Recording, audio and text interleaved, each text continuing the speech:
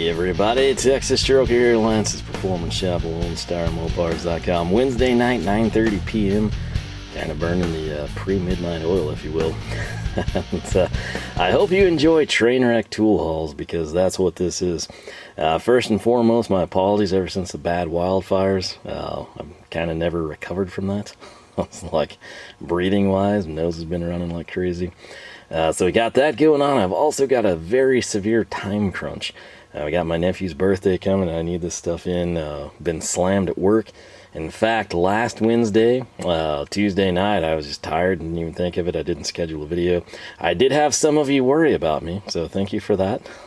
And, one of you even mentioned it was like the first time they've been watching in 3 or 4 years. There wasn't like a midweek upload, so it's nice to know people look forward to that. Something to kind of, you know, give you something to do throughout the week, I guess. But like I said, nice to know you kind of build up, you know, a routine for people. That's kind of like what I like to do with channels and things I like to check out. So with that said, this is kind of literally the verbatim definition of a train wreck. We got stuff from KC Tool, we got stuff from Harbor Freight, and we got stuff from everywhere in between. And it's just kind of going to get thrown out here. We've also got some items that I'm pretty confident I've already made videos on, sort of somewhat quickly, some of them. So without further ado, let's jump into this.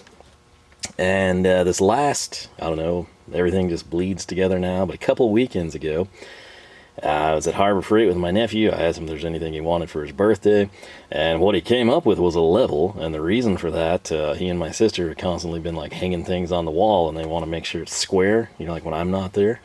And I showed him the levels, and this is kind of what he picked out. Again, that you got to think what the goal here is, right?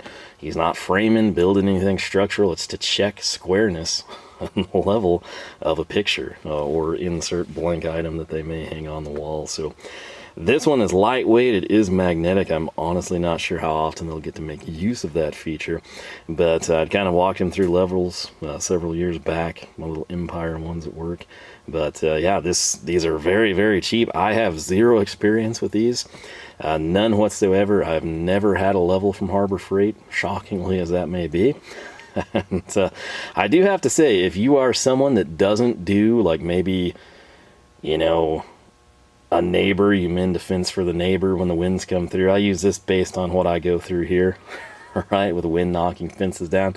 That was 2 or 3 weeks ago, around the time of the big wildfires. But let's say that you do that for a neighbor, and let's say, you know, you just do it out of courtesy. You know, it takes another 10-15 minutes of your time.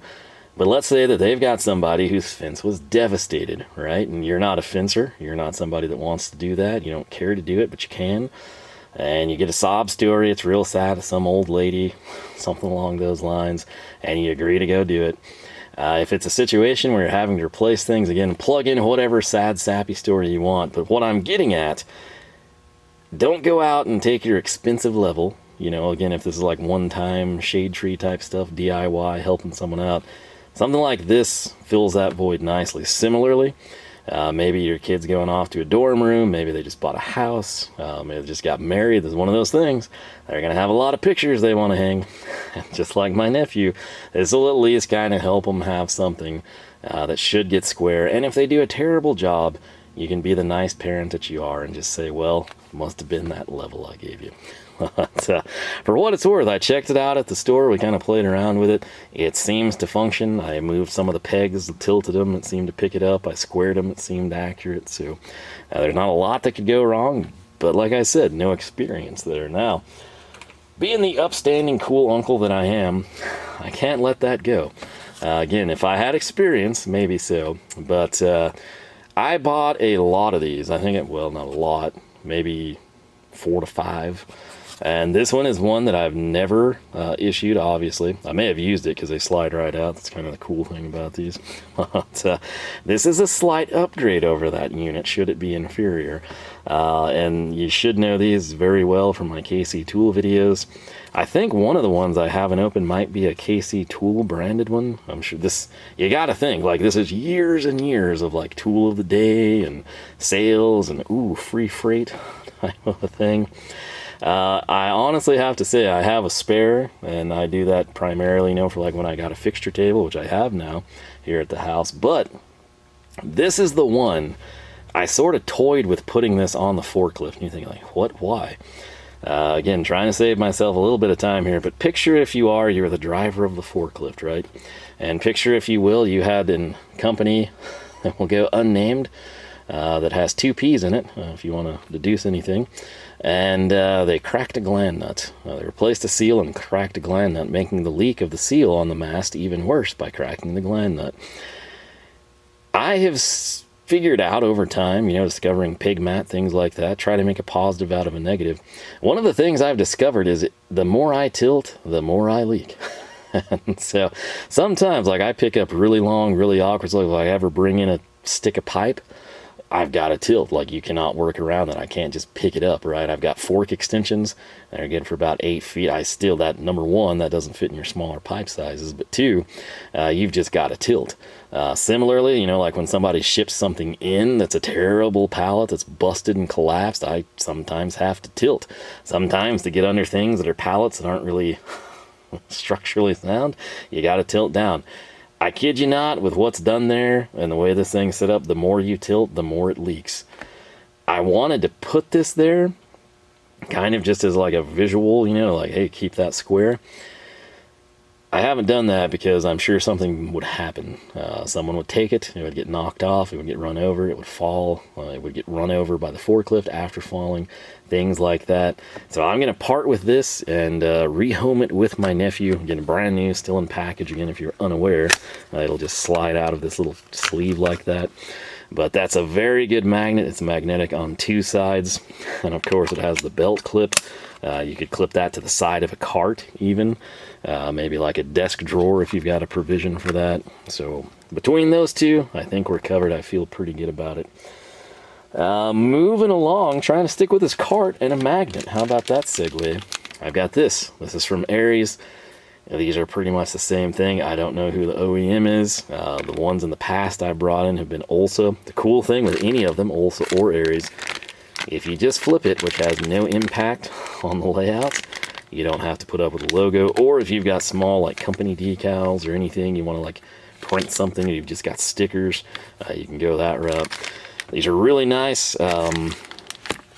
I want to say for his Christmas haul, I might have shown like the red one. Again, that came from Harbor Freight. It's worked great, no issues. The problem is it's just kind of built out.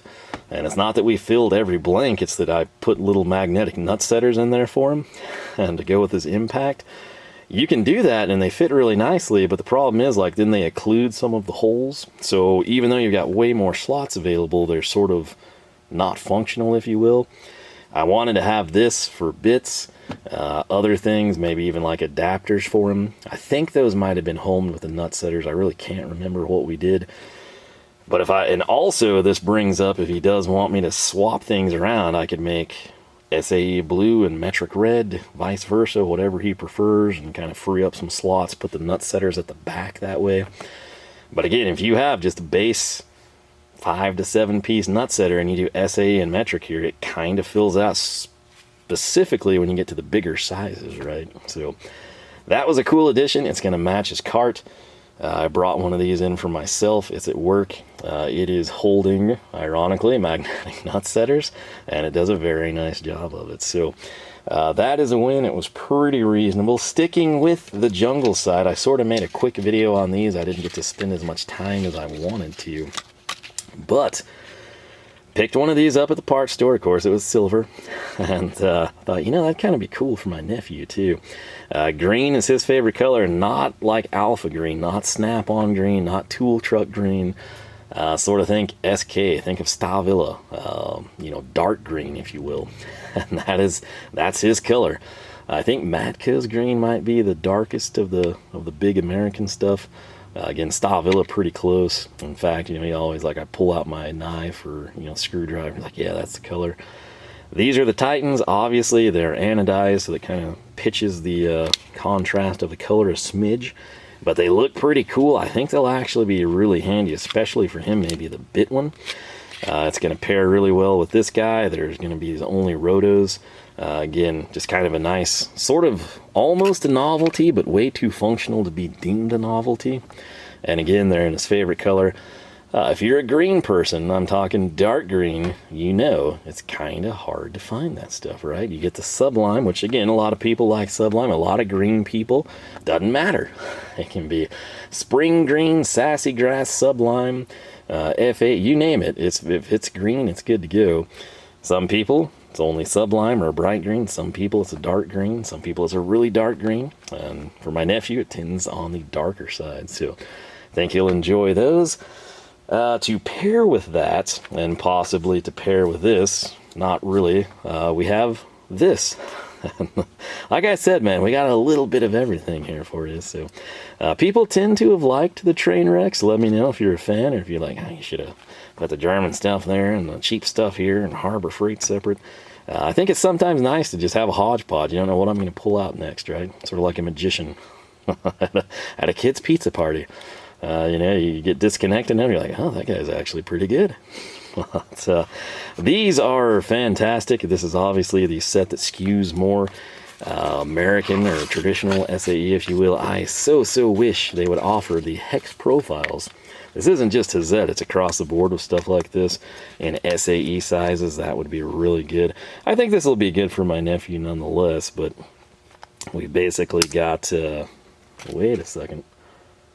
Yeah, okay. I was thinking Posy was red, and I was like, oh, geez, what have I done? Yeah. So this is the Phillips in the slotted bundle, and then, of course, this light blue color here, that is your metric hex. Coming around, this is kind of a big deal for him because he's not going to really have Torx bits or dedicated Torx drivers. I did give him the little Pittsburgh, I guess it's not a three-piece set, but you can get 3 of them, metric, SAE, Torx, or Star, as I believe they're going to call it. Those are good in a pinch. They're not something you'd want like long-term type of a thing, but right here, these are very nice bits. I love the identification on them. If he wants to keep this in the sleeve, you can totally do that. If he says, you know what, I want to put those in that magnetic bit holder, you can do that. Whatever floats his boat. Again, you see me bring these in a couple of times. Again, hoping that we get like an SAE hex, because that would just be sweet. And you'll probably see me bring in 2 more of those if that happens. What ties in well with bits? Well, a bit holder, right? And how would we ratchet a bit holder up to make it even better? And you're thinking like, well, hey, you know, you got this little bit ratchet over here from Titan. That thing's going to be pretty cool. It will be, but this is really good. It's also affordable. The Gedore, this is the one that does not have the bit magazine. That really significantly lowers the price. I think a lot of people still unaware you can purchase this without the bit caddy. The bit caddy, not only does it add a lot to the price, but it puts a lot of bulk here. Now that's great if it's like a one-trick pony, a kitchen, you know, drawer, a desk drawer, your desk at your office type of a thing. Maybe glove box, that makes a lot of sense. For a toolbox, if you've got dedicated bits like we've got there, maybe you would prefer the smaller profile. This is still a very good sized profile, not like it dwarfs it down to something tiny that's going to hurt your hands. But if you were unaware, these are SilentGEAR and they lock. That's another big feature. I wanted to make sure if I got him a ratcheting driver, it would lock. Why? Break things free, keep it traditional, and then if he wants to have the ability to ratchet, we can do that.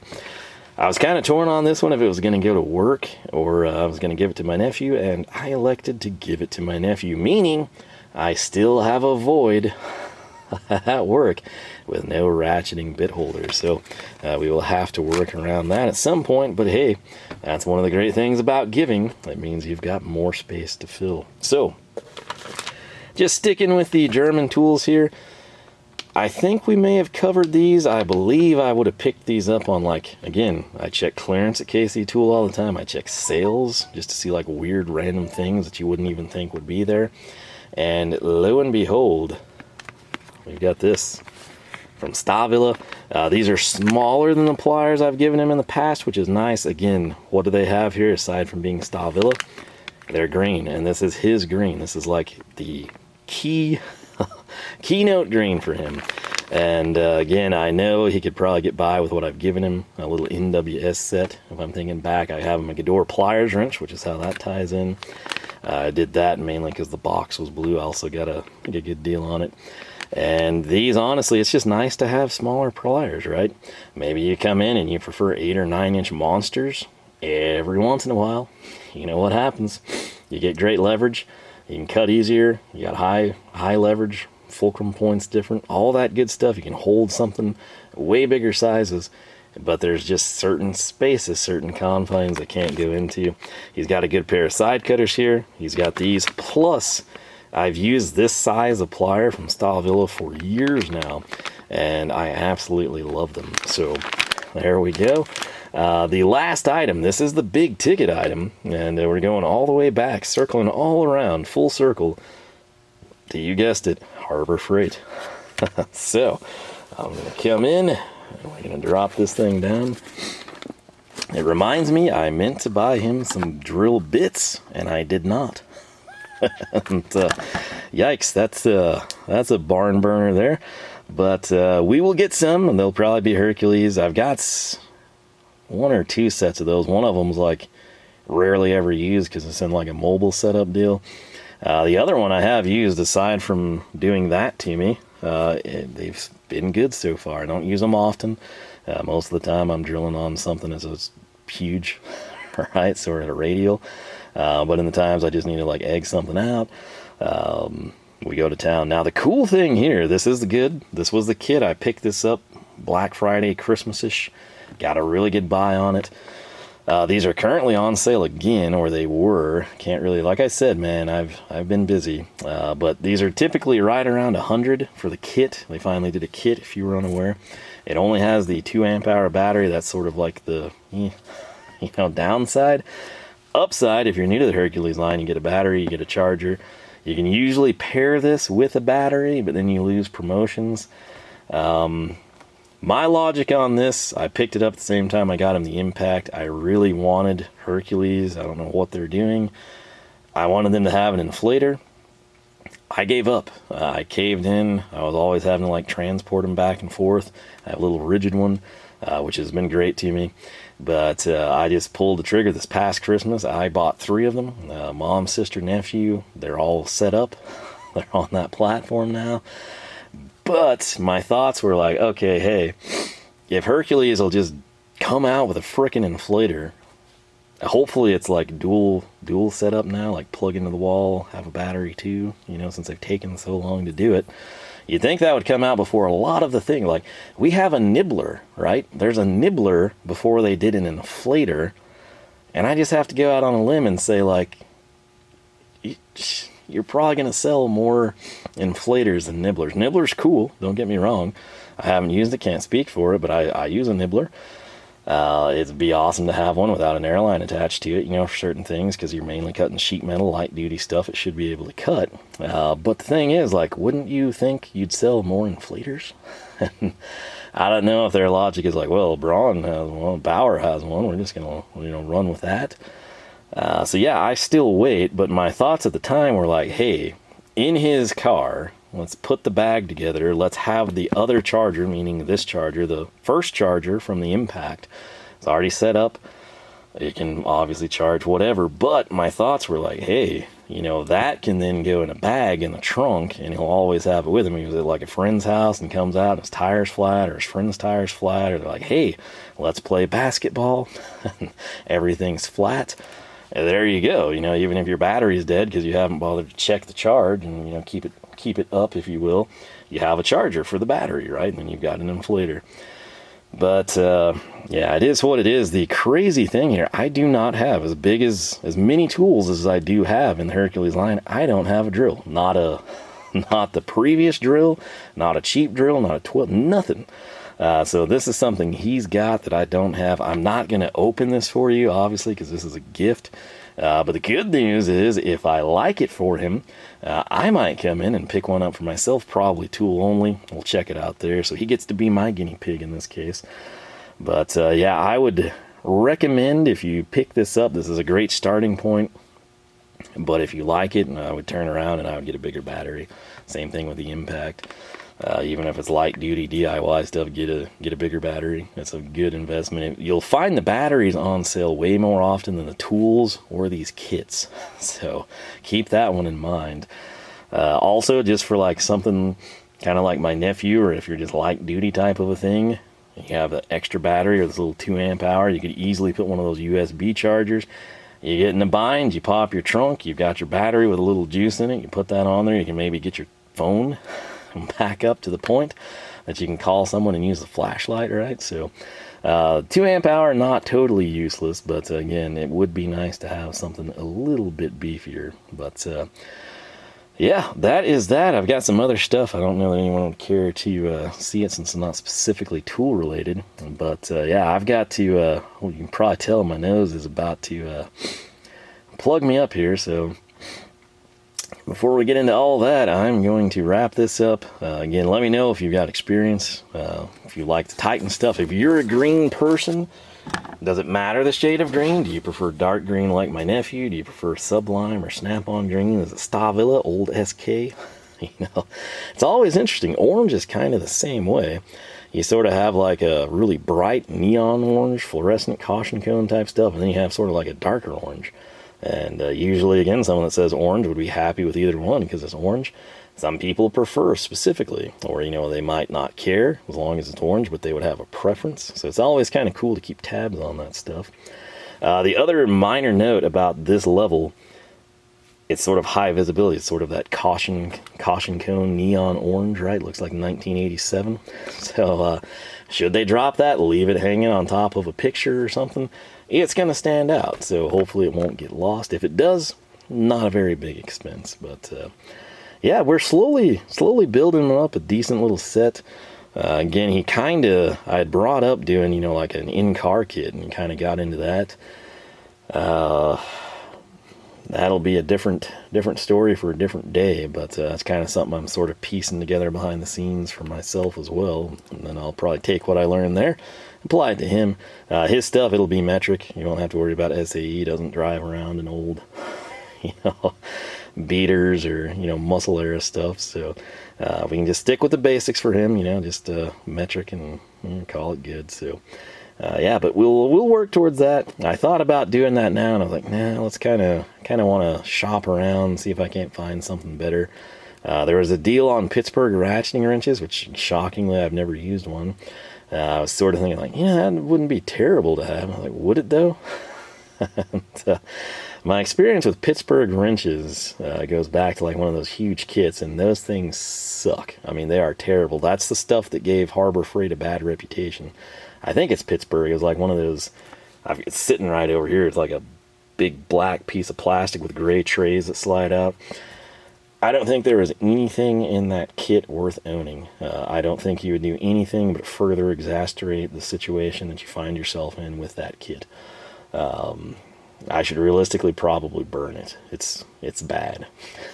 So they've come a long way, you know, you got to admit.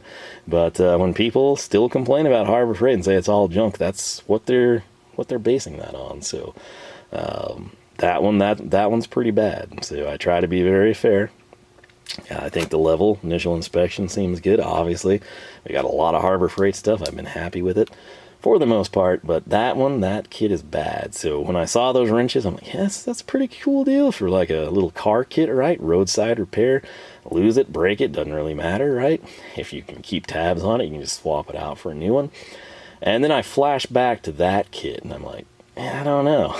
You know, like, Icon would be cool. It's kind of expensive for a road kit, so yeah. If you've got ideas on that, you know, if you're like, hey, you know, shop around, go to estate sales, man, you know, like tool of the day you can get by, or like, hey, I've used the cheap stuff, it holds up fine, you know, for an alternator, water pump, anything you'd actually do on the side of the road. Keep in mind, I keep parts, you know, modern car, we're probably not going to do that, but for me, I do drive around with parts.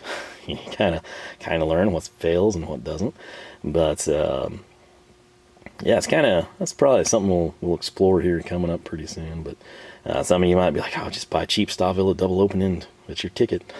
And others are going to say like, no man, you know, get Pittsburgh, you want something cheap. And yeah, this is where like if you upgrade, like maybe you came from Craftsman USA and then you've just whatever you found that struck your fancy. Stahlwille, Snap-on, combination of the two. If that creates an expendable set of craftsmen, right? Instead of just like ditching them, selling them type of thing, be like, hey, that's my emergency set in the truck, you know, or that's going in the trunk of the duster, all right? And you have something that's a known commodity of good quality. You won't be heartbroken, you know, if you do drive off and leave it on a rainy hill or something, and you can go to town that way. So that's sort of the issue there, is where do you draw the line between quality and price for something like that? Something that you could very easily lose. Something, obviously, you know, if you are just maybe changing a belt, you want to be able to actually complete the job without like ruining, you know, the studs, you know, or the nuts, or you know, come in and just shear something off with, you know, bad open end of a wrench. Just lots of problems you could get into. But like I said, I gotta get literally in more ways than one. Again, apologies if I sound bad. The video I uploaded today was a cricket concert. Man, I was previewing that last night, trying to remember back on it, and I was like, good lord, that cricket went the whole like 20 minutes there. But yeah, this is all stuff for my nephew. I hope he enjoys it. I hope he has a great birthday. And yeah, we'll take it from there. If any of you had access to the Titan stuff and you went with that grain, let me know. But yeah, level I feel good on. This is super, super good. The Titans are, I haven't used them much. I've been happy with them, but they just look cool. I think they're going to be good. Those are excellent bits. These I've got tons of experience with. Love these. He's going to like the color. And of course, he's wanted to drill for quite some time. You know, obviously ties in with the pictures, right? So I think it'll be a good little setup here for him. So we're, like I said, building a decent cart for him. And it's nice to do that. So well, that's it. I'm going to quit rambling. I'm super tired. My apologies. Hope everyone is doing well, having a good time. Maybe not quite this busy. And with that said, I assure you, this is not the last Trainwreck. There's more to come. I can almost guarantee it. So stay tuned for that. Hope you enjoyed. Hope you have yourself a fantastic weekend. You know the drill. If you like this video, leave a thumbs up. If you like several videos, I encourage you to subscribe. We should have new videos every Wednesday and Saturday, 9 a.m. Texas time, barring something crazy like me just being dead tired and not remembering to schedule anything. So my apologies in advance if that happens. The way things are going, it could be a recurring trend for a while. But yeah, I guess it's better to be busy. So we'll run with that. You know, hopefully it gets me more money to buy more tools, make more videos that show them off, and maybe give you some ideas of what to pick up. So with that said, thanks again for watching. You can find us on Facebook, Twitter, Instagram, all three at Lone Star Mopars. If you jump your General Lee across the creek, land the jump, deliver a birthday cake to your niece or nephew, YouTube just might notify you. And again, new videos hopefully every Wednesday and Saturday, 9 a.m. Texas time. Thanks again for watching. Have a great week, and I hope I catch you back here for more from the shop.